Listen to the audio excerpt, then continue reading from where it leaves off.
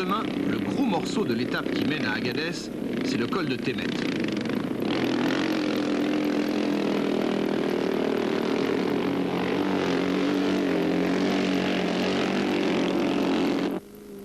Au début, sur le sable vierge, ça passe à peu près, ainsi que le démontre l'équipe d'Automoto emmenée par Christian Vandrieswijk.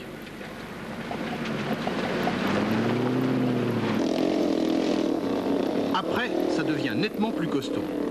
Véronique Anquetil en fera la triste expérience.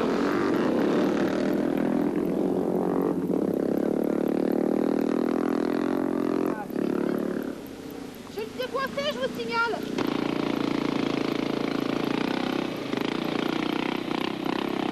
Et ce sera la galère pendant des heures.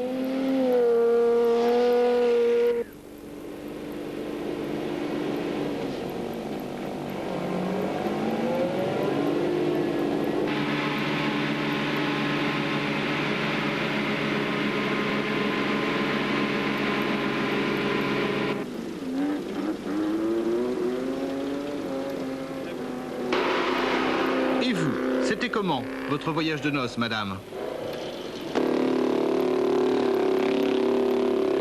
L'aventure, parfois, ce n'est plus tout à fait l'aventure.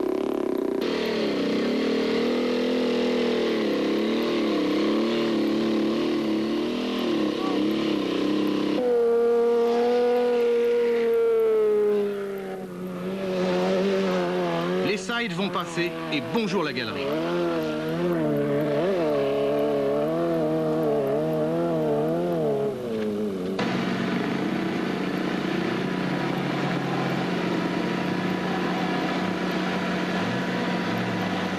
Autre solution, la pelle.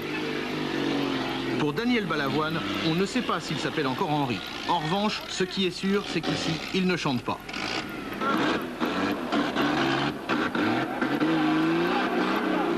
sort pas, on va s'asseoir. Bon, on descend. On se demandait comment les deux roues motrices feraient pour passer là où tout le monde se plante. Guy Colsoul va nous donner la réponse en forme de leçon de pilotage.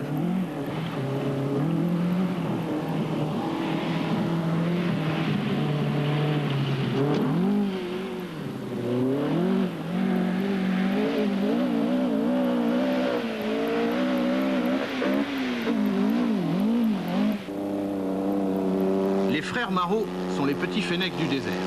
Pas de problème, tout sur le couple. Quant à Darniche, c'est ici qu'il gagnera la spéciale en passant merveilleusement bien. Bonjour les chevaux.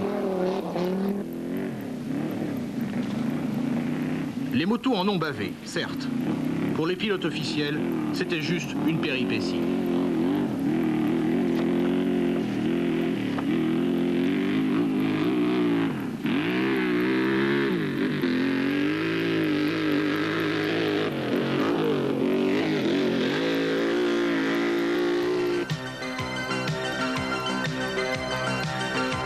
Après la dune de Témet, il y avait un deuxième piège avant Agadez, la bifurcation d'Arlit.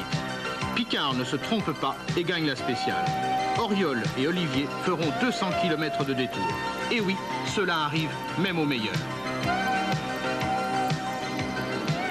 Enfin, l'arrivée à Agadez, la perle du désert, la porte du Ténéré.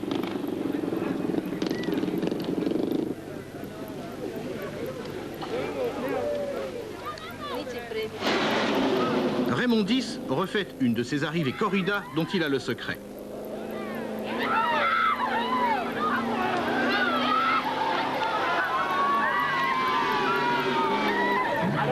On remet un peu d'ordre, c'est nécessaire, Colsoul arrive en trompe. Pour lui, ça va. Pour d'autres, ça va nettement moins bien.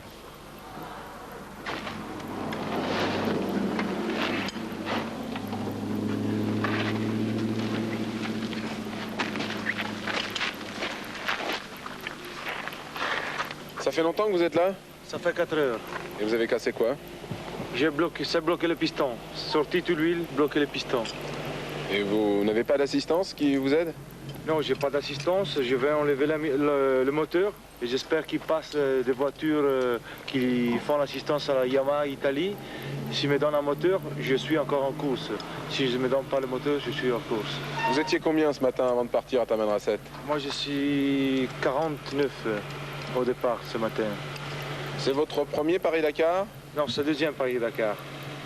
L'année dernière, je suis arrivé 40e.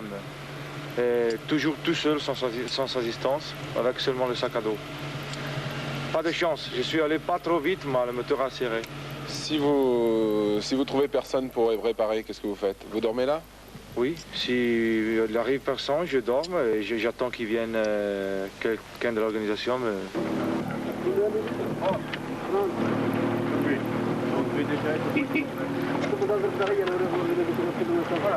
Agadez, 8 h du matin. C'est la première étape du Ténéré. Tout le monde a peur. Colsoul aussi a peur, mais seulement des Porsche. Dans le fond, c'est 15 jours trop tôt. Mais on n'y peut rien. C'est venu un peu au hasard, je crois, parce qu'on a tout le temps roulé pour ne pas casser. Pourquoi 15 jours trop tôt? Parce qu'on aurait quand même aimé maintenant que la rallye serait finie, quoi. Être premier au Paris-Dakar, c'est bien, c'est très bien. Vous pensez ne pas pouvoir aller jusqu'au bout? Ah non, je ne crois pas. Parce que les Porsche, ils vont tellement vite dans le Ténéré qu'ils vont nous reprendre pas mal de temps, quoi. Alors, et en Mauritanie, vous pensez pouvoir passer? Parce que moi j'ai fait la reconnaissance, ça me semble impossible pour une duromotrice. Mais alors, ce serait impossible aussi pour beaucoup de 4 motrices. Ah bon. Vous pensez que là où un 4 roues motrices peut passer, vous passez avec votre... Pas partout, mais où le meilleur passe, où ils ont vraiment le dur à passer, nous, peut-être qu'on ne passera pas. Mais Thierry Sabine, il n'organise pas seulement un rallye pour 10 concurrents, quoi. Il y a encore les privés qui doivent passer et je crois qu'on peut se mêler avec les privés dans le sable très mou. Comment peut-on faire pour passer dans le sable très mou? Le talent d'abord, vous l'avez, on le sait, et puis le reste, la voiture, technique de pilotage, racontez-nous un petit peu. Ben, c'est la duromotrice. Oui. C'est-à-dire qu'il faut surtout être au courant en question pression des pneus. Et alors il faut savoir où il faut lever et il faut savoir aussi où il faut accélérer, ça surtout. Et s'il y a un franchissement à faire, même à 2-3 à l'heure, il faut le faire à 5-6 à l'heure, au risque de casser. Guy Colsoul se trompait, tout le monde se trompait, tous ceux qui sont partis ce matin-là vers ce que les Touaregs eux-mêmes appellent le désert qui fait peur au désert. Tous les classements vont être modifiés, en moto comme en voiture. Zaniroli et Cowan sur Mitsubishi, Franco Pico et Gaston Rayet sur BMW vont prendre la tête du classement général. Fidèle à sa réputation, le Ténéré n'a pas fait de cadeau. Christian Van Rieswijk, l'un des envoyés spéciaux d'Automoto, vient de nous contacter par radio. Écoutons-le. La boucle d'Agadez aura frappé très fort le rallye Paris-Dakar. À l'heure où je vous parle, le désert n'a pas encore libéré tous les concurrents. Ils sont des dizaines entre Fachi, Bilma, Irkou, Sherfa et Adrarbout.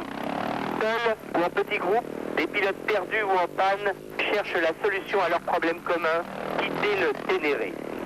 Au niveau de l'organisation, pour l'instant, on conserve son calme. Il s'agit d'abord de réunir des informations pour situer les concurrents. D'autre part, le camion balai est parti pour faire le tour des éclopés. 3 avions de secours sont également prévus pour faire la tournée des plages, plus un avion sanitaire. Pour les motos, la spéciale s'arrêtait à Iférouane. Pour les autos, spéciale de nuit, Iférouane-Agadez. À 4h30 du matin, il n'était que 11 concurrents à être arrivés à Agadez. Il n'y aura pas de trop de toute cette journée de repos pour tenter de récupérer tout le monde. Aux 4 coins du Ténéré, les balises de détresse bip. Demain, étape marathon de 2 jours, Agadez-Gao, dur, très dur ce Dakar 85. Depuis Agadez pour Automoto, Christian Van Rieswijk. Une fois de plus, les hommes ont pleuré, le désert, lui, a rigolé.